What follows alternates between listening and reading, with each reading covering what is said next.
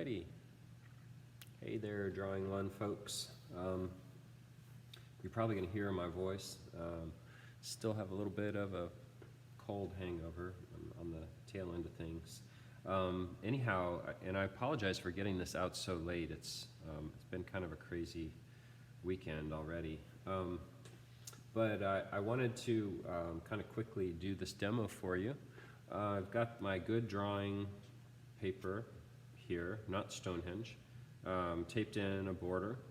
And I went ahead and I started toning the paper a little bit. So this is where I'm going to pick up.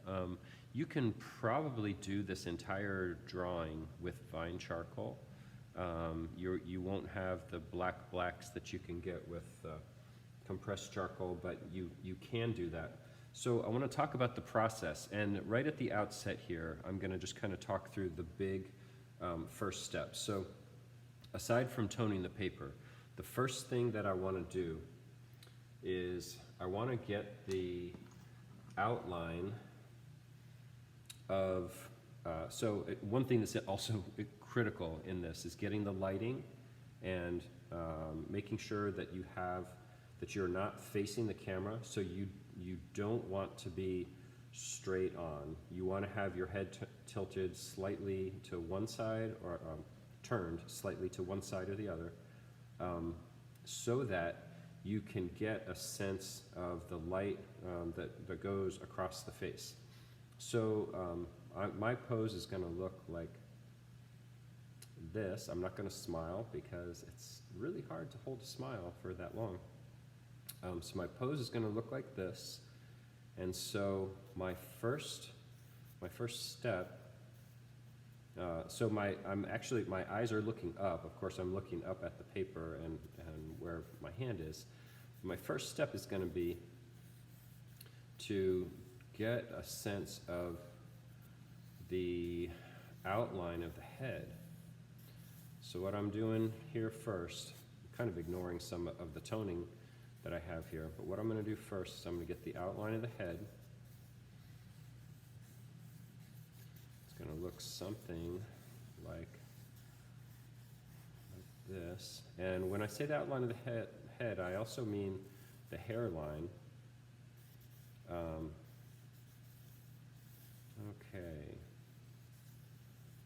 Maybe this is a little bit high up there. Okay. Looking like...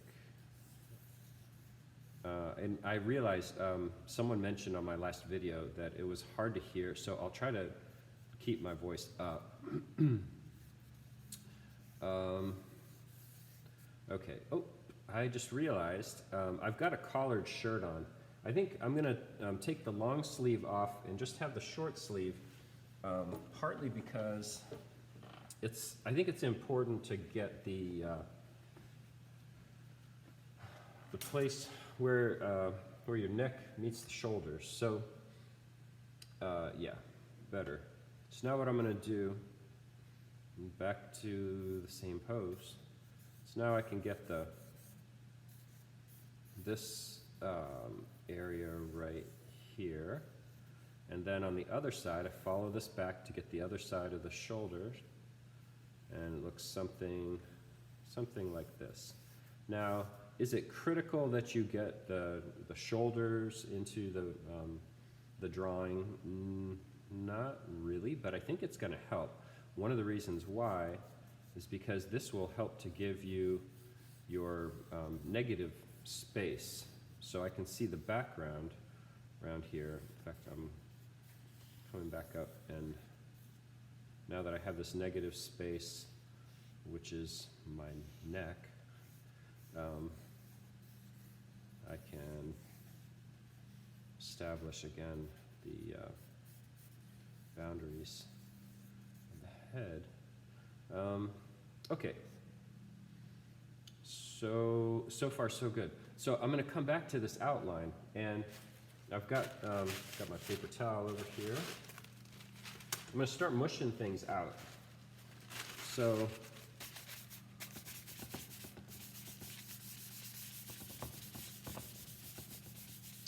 oh, interesting. It looks like what I toned my paper with is was compressed charcoal. certainly it was different from, yeah, it was different from the vine I'm using right now, because it's not coming up too easily.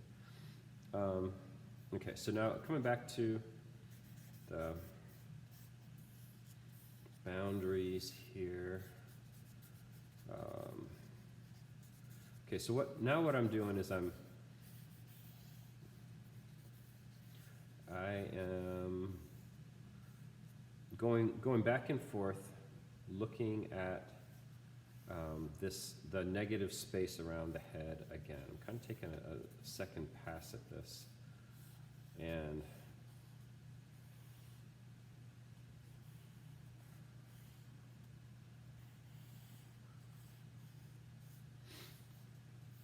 I know there's all different kinds of ways that many of you have learned how to make a portrait. I know sometimes drawing teachers tell you to start with one eye and kind of work out from there, or even start with both eyes. I mean, I guess there's nothing wrong with that in working outward like that, but I feel like it's important to be able to get the big shapes, and by starting with the outline, you're set up for that. Okay, so that's step one. Step two is to look for a single shadow shape. So I'm going to go ahead and blend some of this a little bit more. And now what I'm going to do is I'm going to start to tone in.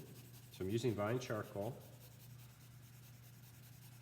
and I'm going to tone in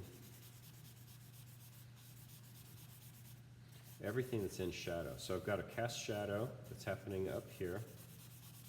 Now notice I'm not hatching, cross-hatching, or doing any of that. I am going to go a little bit darker for the background here.